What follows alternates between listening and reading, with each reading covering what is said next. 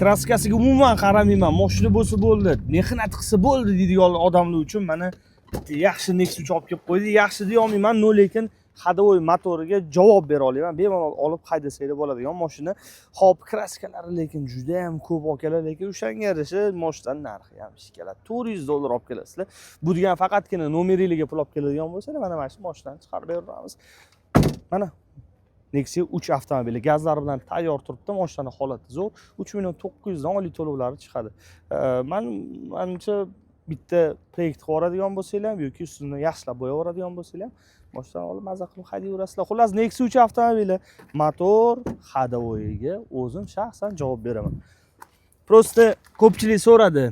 Kraskasiga umuman qaramayman aka. Bitta yaxshiroq Nexia 3 bo'lsin, avtomat korobkasidan bo'lsin, bitta ikkita navorotlari bo'lsin degan uchun olib kelib qo'ydi. Ato bunaqa mashinalar sotishni o'zimga ep ko'rmayman, lekin so'raydigan odamlar bor. Buni ham o'sha ishqibozlari bor deyman-ku.